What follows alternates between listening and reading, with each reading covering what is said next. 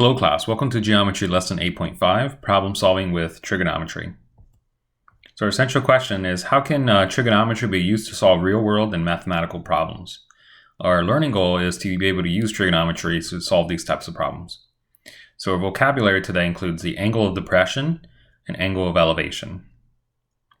So we want to be able to identify angles of elevation and depression. So let's take a look at this picture below of a boat and a lighthouse. So the boat is pretty significantly far from the lighthouse. So we have this horizontal distance, you have a diagonal distance, and then you have some kind of vertical distance, which is the height of the lighthouse. We'll draw that here. So you have the height of the lighthouse and so on. And you can see that this makes a right triangle, which is exactly what we want to use for these types of situations. So we have our horizontal line on the bottom. We have our line of sight, which is, if the person on the boat is staring directly at the person in the lighthouse, or the person in the lighthouse is staring directly at the person on the boat. And then you have the height of the lighthouse. So let's say we're looking at this angle theta. This is the angle with respect to the horizontal. So this is the angle from the horizontal to the person on the boat's line of sight. This is known as the angle of elevation. And it's known as elevation because elevating meaning up. So from the person in the boat, he has to look up at the person in the lighthouse, and therefore he has to elevate his head or his line of sight. So the angle of elevation is the angle formed by a horizontal line and the line of sight to an object above the horizontal line. Let's look at the angle of depression. So this time we're looking at with respect to the perspective of the person that is on the lighthouse. So this person in the lighthouse is looking below. So he's looking down at the person on the boat. And you have your horizontal, which is sort of like the eye line of that person. Then you have his line of sight. He has to look below that horizontal, and therefore there's an angle that's going below that. And that's known as the angle of depression. So the angle of depression is the angle formed by a horizontal line and the line of sight to an object below the horizontal line. So let's look at an example of using the angle of elevation. Jody's eyes are 5 foot above the ground, and the angle of elevation of her line of sight at the top of the monument is 74 degrees. If the monument is 555 feet tall, how far is she from the monument? So we're looking at the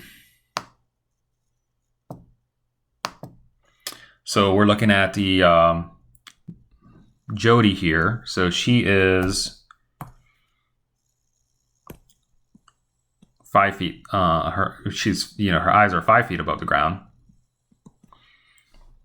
And the angle of elevation of her line of sight to the top of the monument is 74 degrees. So we have some kind of line of sight, right? So this is right here. That's her line of sight. And she's looking up at the monument. And this monument is 555 feet tall. So because she's 5 feet tall, right, and the monument is 555 feet tall, really this distance from here to here is just 550 feet tall. So if you think about it, because her eyes are 5 feet above the ground, then this is going to be 550 feet. So the entire monument is 555, but this distance here above her eye level is 550. And it says the angle of elevation of her line of sight is 74 degrees. This is with respect to the horizontal. So there's an invisible horizontal there. With respect to that is 74 degrees. And there's my right triangle. We can see that we have a right triangle here. So we can set this up. So if I just quickly draw that right triangle, just to give you, just so that we can focus on it. We have the 74 degrees. We have the right angle. And we have the height. I'm not sure what's going on there. We have the height of 550 feet. And it's asking, how far is she from the monument? So really they're looking for that distance there, that horizontal distance. So we're going to call that x.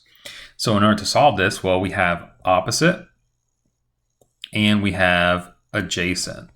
So opposite of adjacent, remember your SOHCAHTOA, is going to be tangent.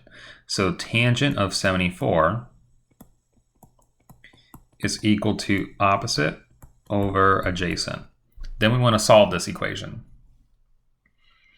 So if we want to solve this equation, we're going to multiply by x on both sides, and that will cancel it out. And then we want to divide off the tangent 74 because it's multiplying against the x. So we were going to rewrite this here. We got x times tan of 74 equals 550. Then we're going to divide off the tangent on both sides. That cancels out, and you get x is approximately equal to. So we get 550 divided by tan of 74. So let's go ahead and do that. We'll do this on the calculator to show you how it works.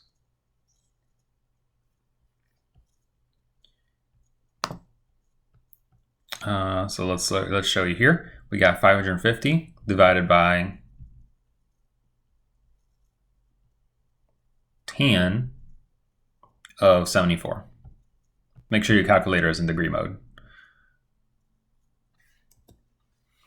So that gives us 157.7. We'll round it to the nearest tenth here.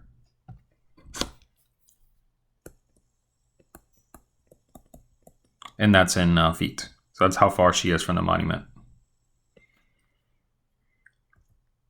All right, looking at the next example, the angle of elevation to the sun is 21.5 degrees. What is the length of the shadow cast by a person that is 5 feet 6 inches tall? So he's a 5 foot 6 inch tall person, and you have the sun. So you have the sun here somewhere, right? And it's shining down on this man. And behind the man, since there's no light going in that direction, there's a little shadow. So we have some kind of shadow here. All right, so we have this. And let's just for the purposes of this picture, exaggerate this shadow. It's not going to be this long, but let's just for the purposes of this example. So we have that shadow, and then we have the height of the man, and this angle, which is the angle of elevation, right? So this is the data, or this is what they told us was 21.5 degrees. Okay, so we do have this angle. So let me kind of draw this in a better perspective here. So we have this really tall man. Let's just say it's 5 foot 6 inches tall. So I'm exaggerating the height here. So 5 foot 6 inches tall, that's 5.5 feet. Okay, that's 5.5 feet. And he has a shadow, and this angle of elevation is 21.5. All right, and there's my right triangle here. So we're looking for the length of the shadow, so we're looking for this side. So here we have opposite over adjacent. So therefore, we're looking for a tangent. So tangent of 21.5 degrees equals 5.5 divided by x. We're going to times x on both sides, so we can kind of move it over to the left side. Then we're going to divide off the tangent. So we're going to divide off tangent of 21.5.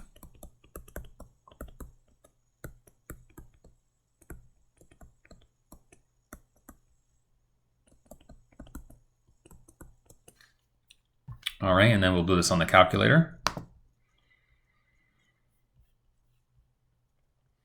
So we have 5.5 divided by tan. Oops, let me clear this out real quick. So 5.5 divided by tangent, 21.5. So we get about 14. So we'll round it to about 14 feet. So that's how long his shadow is in this case. All right, let's look at yet another example of using the angle of elevation. A person observes the top of a radio antenna at an angle of elevation of 5 degrees. Let's see. All right, so I'm going ahead and added the rest of the problem here. So it says a person observes the top of a radio antenna at an angle of elevation of 5 degrees. Now suppose he was 75 feet from the base of the antenna. How far is he from the peak? So if you want to solve this, we're going to set up the antenna first. So this is the antenna. He's at an angle of elevation. He has to look up about 5 degrees. So that means he's probably pretty far away. And then he's 75 feet from the base of the antenna. And so they're asking for how far is he from the peak. So they're just looking for that distance. How far is he from the top of that antenna? So if there was somebody there at the top, for example, I don't know why there would be someone there, but if there was something there, he wants to figure out how long is that distance there. So if we want to solve this, well, we have to use the correct trig function. So we have adjacent and we have hypotenuse. So this is going to be a cosine. So we have cosine of 5 degrees equals adjacent over hypotenuse. Then we can times x on both sides. So we get x times cosine of 5 equals 75. Then we can get rid of the cosine of 5 by dividing it off on both sides. We get x is approximately equal to, so then we're just going to divide these on the calculator. So 75 divided by, then we're going to hit cosine of 5 degrees. So we get that it's about 75.3 feet.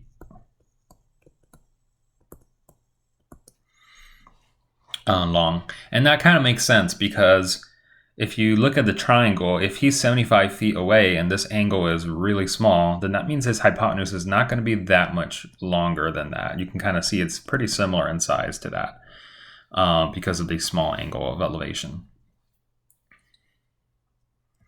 All right, so example, we're going to find the angle of elevation in this problem this time. So an astronomer sets up his telescope in the center of a circular field.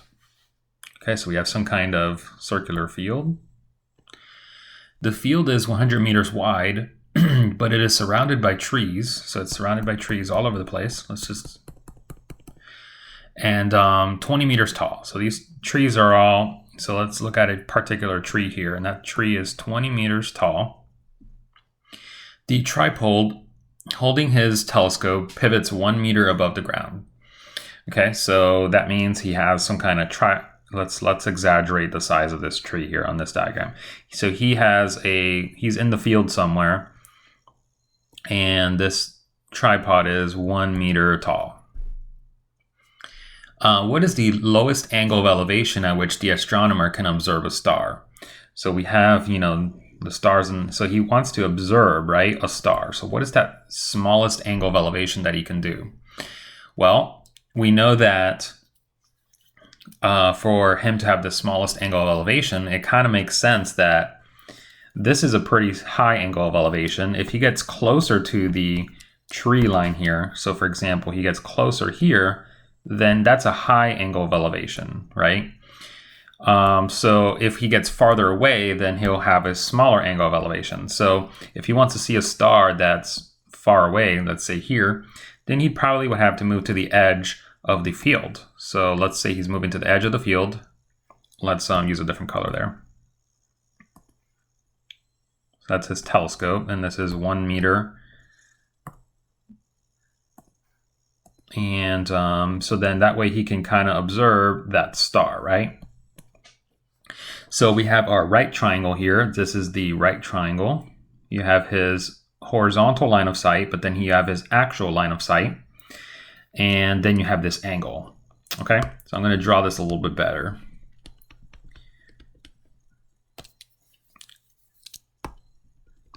So to kind of illustrate the situation, we have the one meter high telescope. You have the 20 meter tree. You have his line of sight to the star, the lowest line of sight possible. Now, how far is he from the tree line? Well, he's at the edge of the circular field, right? And the field is 100 meters wide. So he has to be 100 meters away for him to achieve that lowest angle of elevation, to see the star that is, that's far away and, beyond the tree line. So he's 100 meters away. So we have this right triangle, right? And this angle of elevation is theta. This is what we're trying to look for. So we have a right triangle here that we're going to exploit. So this is clearly going to be 100. And this height is 19 meters because his telescope is 1 meter tall. So it's gonna go a little bit above, and it'll only have to go 19 meters up. All right, so we have our right triangle. So if we set this right triangle up, we want to solve for theta. We have opposite and we have adjacent. So that's going to be a tangent. So we have tangent of theta equals opposite over adjacent. And then we want to solve for theta, so we're going to get rid of the inverse tan. Remember that to cancel out the tan, we need the inverse tan. So we're going to do this on both sides here. So we got theta is approximately equal to, so we're going to type in inverse tan of 19 over 100. We talked about this in the last lesson. So we're going to do 9. So we're going to do, we got to do inverse tan. So we had to hit the second key, tan, and then 19 divided by 100. Let me delete that. We get about 11 degrees. We're going to round it to the nearest degree here. So we got about 11 degrees. And that's the lowest that what's the lowest angle of elevation at which he can observe a star in this field, because he can't go beyond that field if he wants to stay in that field, right? Because that field is only 100 meters wide. All right, so now we're going to talk about angle of depression. So let's look at a scenario with the angle of depression. Mark stands at a lighthouse 85 feet above the water. He sees a boat coming towards him. Using laser instrumentation, he determines that his angle of depression to the boat is 35.7 degrees. How far is the boat at the moment? How far away is the boat at that moment? So he used the details are not really important, but he used some kind of hypsometer, some kind of device that has a laser, and then you can measure the angle from where you're at. So this is sort of like the picture with the lighthouse and the boat. We have the lighthouse is 85 feet above the water, and the boat is, the angle of depression here is 35.7. So this is the guy's line of sight, Mark. Mark is on the top of the lighthouse. And this 35.7 degrees is with respect to his horizontal line of vision. So this is his horizontal eye line, right? Eyesight. He's staring straight across, but then if he wants to look at the boat, he has to look down 35.7. So this is the actual angle of depression, okay? And then if you go, and then he has to look down, right? So because the boat is below him, he has to. The boat is 85 feet below him because he's 85 feet high. And then we want to figure out how far away is the boat from the lighthouse at that moment. Okay, so we want to figure out. Well, no, it says how far away is the boat from him. So this would be from Mark. So we're looking at from Mark. Now, if they said how far away is the boat from the base of the lighthouse, then we're talking about this horizontal distance. Okay, but in any case, we have this right triangle. So how far is the boat away from him? We got to find x. We have the opposite, and we have hypotenuse. So we're going to solve this using a sine. So sine of 35.7 degrees equals opposite over hypotenuse. Then we got to get rid of that x and move it to the other side.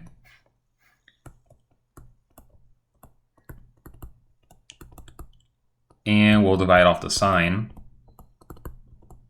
on both sides. And put this in the calculator. We have 85 divided by sine 35.7.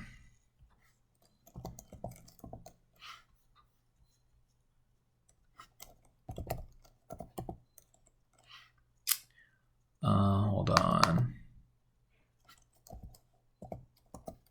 Okay, so we got 146 feet. So we're going to round it to the nearest tenth, 145.7. So the boat is 145.7 feet away from him. And then if we wanted to figure out the distance from the boat to the lighthouse, you'd have to solve for that distance, and we can call that y. Okay, and then you could solve it that way using trigonometry. In that case, you'd have to use a tangent to solve for that distance. But we're not interested in that, so we got our final answer. Okay, let's look at yet another example, the final example. We're going to find the angle of depression. So to what angle of depression should the security camera be adjusted in order to have the lens aimed at P on the ground? So this is the horizontal line of sight of the camera, since it's up there above, and then it's looking below, so that's the actual line of sight. And so you can see this is 6 meters. It's staring at something 6 meters below in altitude. So we have our right triangle here. We have it's 12 meters away from the camera. And so we want to figure out that angle, x. We'll call x. So we have here opposite over hypotenuse. So that means we're using a sine. Remember SOHCAHTOA, OH. So we have sine of, we'll do it over here, sine of x equals opposite over hypotenuse. And so then we're going to get rid of the sine by doing the sine inverse.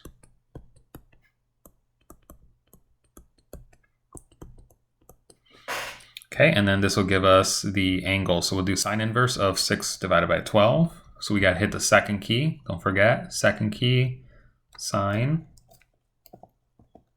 6 divided by 12. So you get 30 degrees. And this should be no surprise, because this is actually a 30, 60, 90 triangle. 30, 60, 90 triangle. This is a special triangle, and that's because you have the short side is always half of the hypotenuse. So we can actually get this answer without even having to use trig if we remember our special triangles. But if you don't remember, you can actually find it. So we got our solution. All right, that's going to do it for the video, guys. I hope you found this useful. I hope you took a few things. As usual, I'll see you in the next one.